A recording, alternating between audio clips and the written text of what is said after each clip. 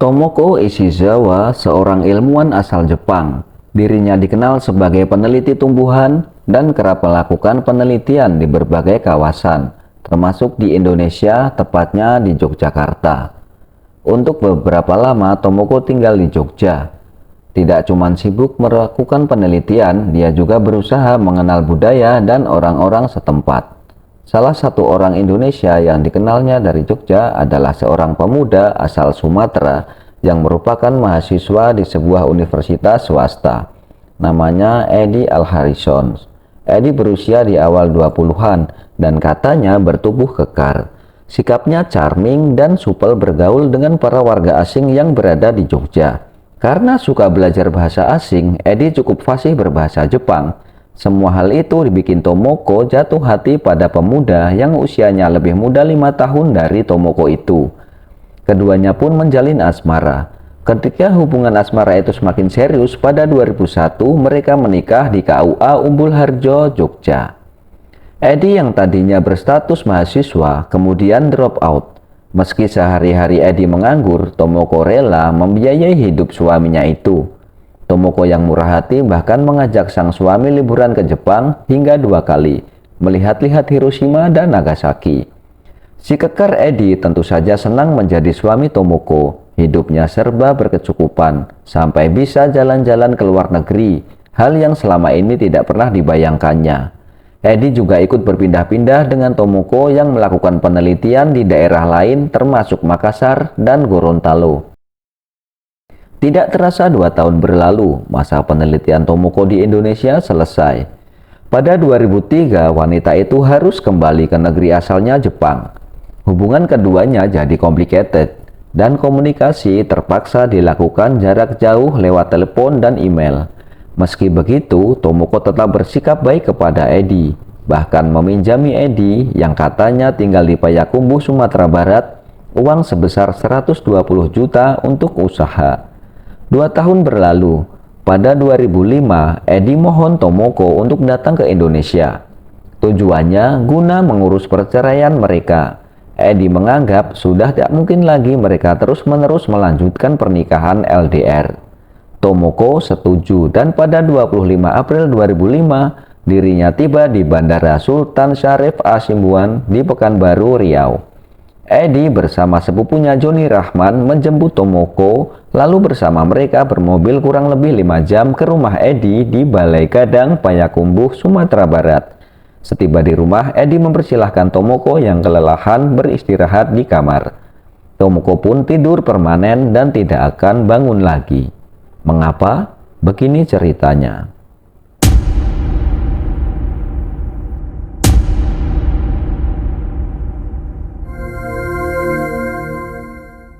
Tibalah saat yang ditunggu-tunggu si kekar Edi Alharison dan sepupunya Joni Rahman. Dini hari 26 April saat Tomoko tidur nyenyak, Edi membekap wajah istrinya itu dengan selimut. Sontak Tomoko terbangun dan meronta-ronta. Edi memanggil Joni yang segera masuk ke kamar dan membantu aksi kejam Edi. Beberapa saat kemudian Tomoko tergulai lemas. Untuk memastikan sang istri tewas, Edi menjerat lehernya dengan tali plastik. Dengan dibantu Joni, Edi membungkus jasad Tomoko dengan terpal. Lantas dengan mobil, kedua pria itu membawa jasad ke kawasan Kelok 9. Kelok 9 merupakan ruas jalan berkelok yang berada sekitar 30 km dari kota Payakumbuh, Sumatera Barat. Jalan itu membentang sepanjang 300 meter, memiliki tikungan tajam yang berbatasan dengan jurang meliuk melintasi kawasan Bukit Barisan. Dan di kawasan Kelok 9 itulah Edi dan Joni mengubur jasad Tomoko di bawah batu penahan longsor. Mereka yakin jasad itu tidak akan ditemukan. Mereka yakin perbuatan mereka tidak akan pernah terbongkar.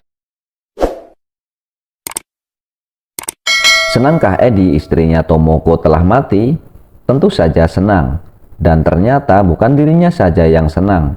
Yulia Asmarani, istri barunya, juga ikut senang.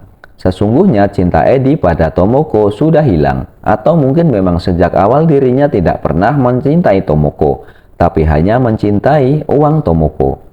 Begitu Tomoko kembali ke Jepang, Diam-diam si kekar Edi menikah lagi dengan Yulia, teman masa kecilnya, tanpa setahu Tomoko. Tapi Edi harus mengakui, hidup bersama Tomoko ternyata lebih nyaman dan makmur sebab uang tidak masalah. Sedangkan hidup dengan Yulia serta pas-pasan. Saat itulah timbul niat jahat si kekar Edi. Setelah berembuk dengan istrinya Yulia dan sepupunya Joni Rahman, mereka sepakat memancing Tomoko datang ke Indonesia dengan alasan mengurus perceraian. Namun tujuan sebenarnya adalah untuk membunuh dan menguasai harta Tomoko. Dan rencana Edi sukses. Kini Tomoko sudah mati dan kartu ATM Citibank wanita itu yang bersaldo 800 juta sudah berada di tangan Edi. Dan demikianlah Edi, Yulia, dan Joni pergi ke Jakarta. Di sana mereka kuras rekening Tomoko dengan memakai kartu ATM. Penarikan dilakukan bergantian oleh ketiganya, dan Yulia yang paling sering melakukannya. Awalnya dia berusaha menarik dana langsung 30 juta, tapi ternyata tidak bisa. Taktik pun diubah. Penarikan dilakukan secara bertahap di ATM Citibank sebuah mal kawasan Senayan dan di ATM di Bandara Soekarno-Hatta. Namun suatu hari seorang di antara mereka beberapa kali salah memasukkan nomor PIN. Akibatnya kartu ATM diblokir. Edi CS tak bisa lagi menguras rekening Tomoko. Tapi tak mengapa, mereka cukup puas paling tidak bisa memperoleh uang sebesar 260 juta rupiah. Di tempat tinggal Edi di Payakumbuh, Sumatera Barat, tetangga heran melihat perubahan drastis yang terjadi pada pasutri Edi dan Yulia. Setahu mereka selama ini usaha Edi sudah bangkrut. Namun mengapa mendadak penampilan pasutri itu jadi berlente, bahkan mampu membeli sebuah mobil Opel Blazer?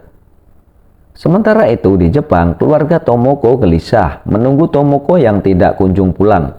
Padahal wanita itu bilang dia akan kembali ke Jepang pada 1 Mei 2005. Ketika Kazu, adik Tomoko yang tinggal di Jepang menghubungi Edi, suami kakaknya itu lewat email dan menanyakan keberadaan Tomoko, Edi mengatakan Tomoko sudah meninggalkan Pekanbaru Riau tanggal 28 April. Tapi Kazu menegaskan Tomoko tidak ada di Jepang.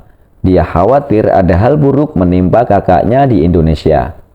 Untuk menenangkan Kazu, Edi yang berlagak cemas kemudian kembali menghubunginya dan mengatakan dirinya telah melaporkan hilangnya Tomoko kepada kepolisian Pekanbaru. Keluarga Tomoko di Jepang semakin cemas, juga curiga. Terlebih ketika mereka mendapat laporan dari Citibank di Jepang telah terjadi penarikan dana yang tidak wajar dengan memakai kartu ATM Tomoko. Tercatat ada 152 kali penarikan hingga kemudian kartu diblokir ketika si pengguna salah memasukkan PIN beberapa kali. Keluarga pun segera bertindak dan melaporkan hilangnya Tomoko kepada kepolisian Jepang yang langsung menghubungi Kedutaan Besar Jepang di Jakarta. Pada 1 Juni 2005, Kedubes Jepang melaporkan hilangnya Tomoko Ishizawa kepada Polda Metro Jaya. Polisi melakukan investigasi. Kecurigaan langsung tertuju pada Edi Al-Harrison, suami Tomoko, orang terakhir yang bersama Tomoko di Indonesia. Polisi pun mengintai gerak-gerik Edi. Mereka memperoleh informasi pria itu memiliki istri Indonesia bernama Yulia Asmarini. Dan wanita itulah yang tampak dalam rekaman CCTV di ATM di Senayan dan di ATM Bandara Soekarno-Hatta berkali-kali melakukan penarikan dana dengan menggunakan kartu ATM Citibank milik Tomoko. Polisi curiga Edi dan Yulia ada hubungannya dengan hilangnya Tomoko. Keduanya pun diringkus. Saat diinterogasi dan dikonfrontasi dengan rekaman CCTV ATM, Edi tidak bisa berkelit. Dia mengaku dirinya telah membunuh Tomoko dengan bantuan Joni Rahman sepupunya dan mengubur jasad Tomoko di kawasan Kelok 9. Edi mengatakan dirinya, Yulia, dan Joni telah merencanakan semuanya. Sebelum pembunuhan, Edi pura-pura minta pinjaman uang pada Tomoko untuk mengurus mobilnya yang katanya ditahan polisi. Karena uang tunai Tomoko tidak cukup, wanita itu pun memberikan kartu ATM-nya pada Edi agar suaminya itu bisa mengambil dana yang dibutuhkan. Nah, di mesin ATM, Edi memastikan terlebih dahulu saldo rekening Tomoko. Dan tebakannya benar, saldonya besar, mencapai 800 juta. Saat itulah Edi memastikan Tomoko harus mati, lalu membunuhnya dan dengan bantuan Joni. polisi berhasil mengevakuasi jasad Tomoko yang sudah rusak di kawasan Kelok 9. Betapa hancur hati keluarga Tomoko di Jepang menerima kabar buruk itu. Mereka tidak menyangka pria yang selama ini hidupnya ditanggung Tomoko sampai hati melakukan aksi keji. Persidangan kasus pembunuhan Tomoko Ishizawa digelar di Pengadilan Negeri Payakumbuh, Sumatera Barat pada akhir November 2005, kurang lebih 6 bulan setelah kejadian. Ketiga terdakwa yakni Edi Al-Harrison, Joni Rahman, dan Yulia Asmarini terbukti melakukan pembunuhan berencana.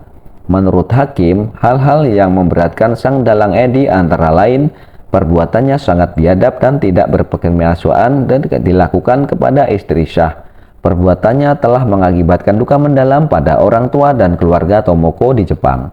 Edi tanpa rasa bersalah telah menikmati uang Tomoko hingga ratusan juta dan berusaha menghilangkan jejak serta mengelabuhi keluarga Tomoko.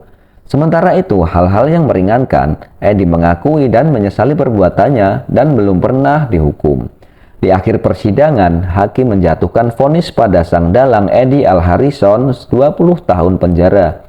Sedangkan Joni dan Yulia masing-masing divonis 18 tahun dan 10 tahun penjara. Apakah kasus ini sudah selesai? Belum, sebab jaksa penuntut mengajukan banding. Dan di tingkat banding, dibeberkan lebih jauh dosa-dosa Edi. Terdakwa Edi merupakan orang yang sangat tidak tahu berterima kasih karena telah membunuh sang istri Tomoko yang selama ini telah banyak berbuat baik padanya. Sejak awal Edi tidak bekerja dan drop out kuliah, Tomoko lah yang menafkahinya. Padahal seharusnya menurut persidangan, selaku suami Edi lah yang harus menafkahi Tomoko. Tomoko juga telah memberikan pinjaman kepada Edi sebesar 120 juta yang belum dibayar oleh Edi. Tomoko sangat mempercayai Edi, bahkan rela menyerahkan kartu ATM berikut nomor PIN kepada Edi untuk mengurus mobilnya yang ditahan polisi. Padahal semua itu adalah cerita bohong karangan Edi. Tujuan Edi sebenarnya hanya satu, untuk mengetahui jumlah saldo rekening Tomoko. Hakim juga mengatakan Tomoko karena kesetiaannya kepada Edi rela pindah agama mengikuti agama Edi. Namun Edi malah tega menyingkirkan Tomoko dan menghabiskan uang wanita itu hingga ratusan juta. Di persidangan diungkapkan pula hal paling menyedihkan, sebagian besar uang Tomoko tersebut ternyata habis dipakai bermain judi oleh Edi. Karena perbuatan Edi yang begitu kejam dan tidak berakhlak pada istri sahnya yang selama ini membiayai hidupnya, Majelis Hakim Pengadilan Tinggi Padang pun menjatuhkan vonis mati padanya.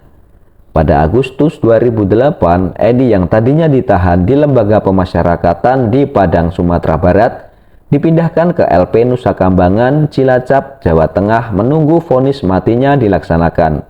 Ini adalah foto si kekar Edi Al-Harrison yang diperoleh dari situs Antara News saat dirinya berada di mobil tahanan dibawa menuju Nusa Kambangan. Menurut Edi, istrinya ditahan di Padang, sedangkan dua anak mereka berada di Palembang. Sekian dulu cerita dari Teku, sampai jumpa kapan-kapan.